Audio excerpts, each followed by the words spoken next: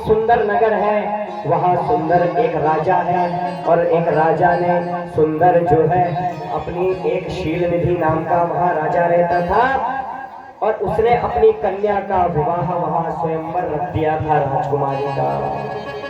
अब राजकुमारी के स्वयंवर को देखकर नारद जी मोहित हो गए। इतनी सुंदर कन्या महाराज, इतनी सुंदर स्त्री वो, और नारद जी तो उसको देखकर मोहित हो गए महाराज।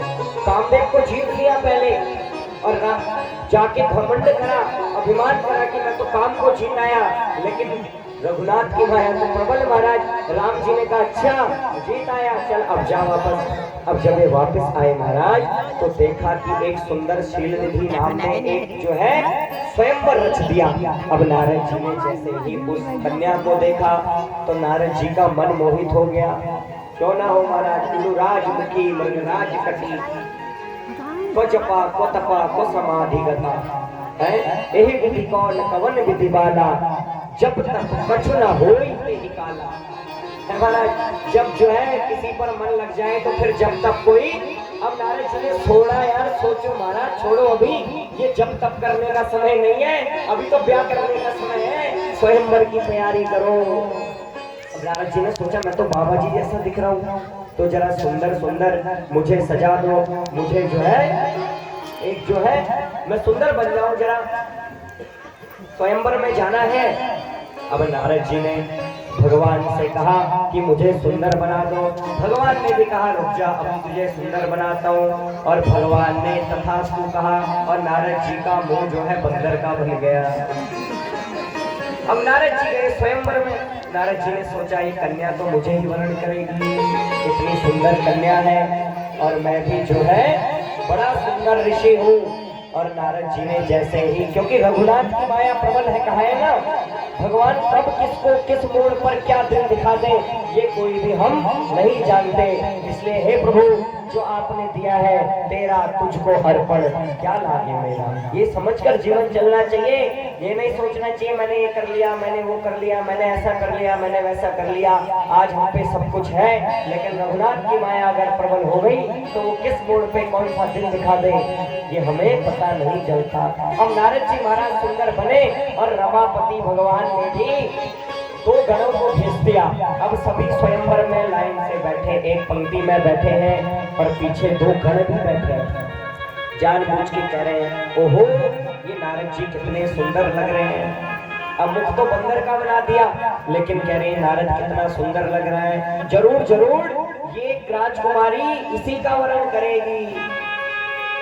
तो नारद जी और गर्व से जरा भूल गए कि हाँ हाँ मैं तो इतना सुंदर दिख रहा हूँ, जरूर ये जो है मुझे ही यह वर्ण करेंगी। अब जैसे ही स्वयंवर प्रारंभ हुआ, वह शीलनिधि जो राजा था उसकी पुत्री आई। वो तो भगवान की माया थी, कोई राजा नहीं था, कोई स्वयंवर नहीं था, वो भगवान ने एक ऐसी माया रच दी, भगवान भी वह स्वयंवर में आए। और वो साक्षात लक्ष्मी रूपा कन्या ने जब स्वयंवर की तैयारी की तो पीछे से गण लोग भी कहने लगे कि देखो देखो नारद जी को ही कन्या वरण करेंगी, कितना सुंदर है। जानबूझ के चढ़ा रहे हैं। जब किसी को अगर कहते हैं अगर किसी को जो है किसी को बर्बाद करना हो तो उसको नेता बना दो, किसी को अगर बर्बादी की ओर ले जाना हो तो उसको नेता बना देना चाहिए। तो इनको भी नेता बनाने लगे महाराज। कहा देखो देखो नारद जी कितने सुंदर लग रहे हैं। अब नारद जी और गर्व से फूल उठे और नारद जी ने तो कहा कि ये मेरे ही गले में वरमाला डालेगी।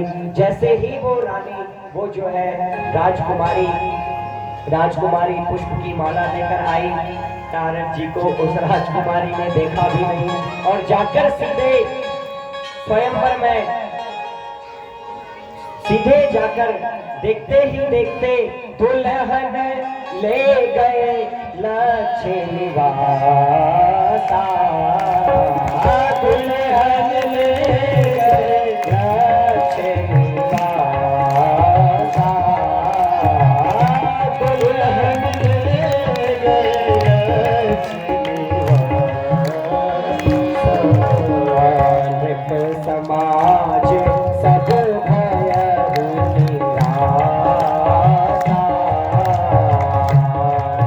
समाज सब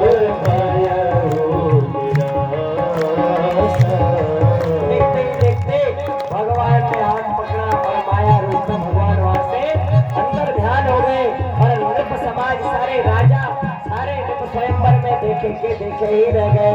तब नारद जी ने पूछा कि भाई अरे मैं तो इतना सुंदर राजकुमार था, मेरे को क्यों नहीं वरण किया? तब देखा, कहा अपना मुख देखो जरा। तो अब शीशा था नहीं, जल में ही अपना मुख देखा। क्या देखा? मरे कट बदन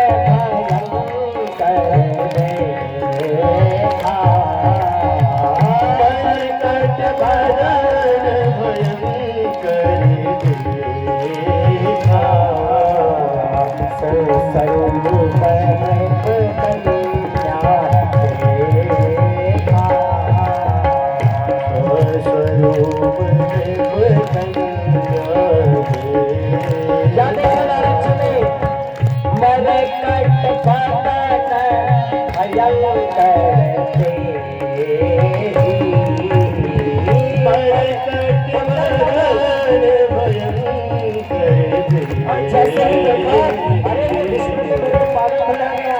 देखा मरे कट बदन भयंकर देहि, मरे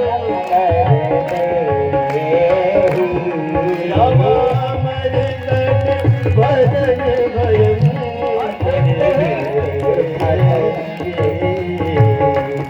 देखत हृदय क्रोध धाते ही,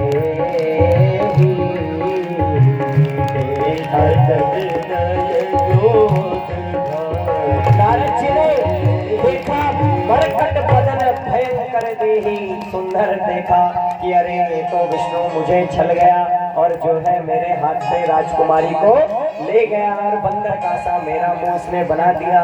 देखत क्रोध हृदय भाते ही, बहुत क्रोध नारद जी को आया और तब भी नारद जी ने वहीं पर श्राप दिया भगवान को। देहु श्राप की मरिहहि जाए, जगत मोरी उपहास कराए। भगवान को श्राप दिया कि जाकर मैं तुझे साप देता हूं, जा मैं प्राण दे दूंगा, या मैं तुझे साप दूंगा कि जा तूने मेरी जगत में हंसी कराई, और जा जिस प्रकार मैं एक कन्या के लिए, एक राजकुमारी के लिए दुखी हुआ हूँ, नारद जी ने राम जी को श्राप दिया कि जा तू भी इस प्रकार जो है अपनी पत्नी के लिए दुखी होगा। यही रामचंद्र का एक कारण था।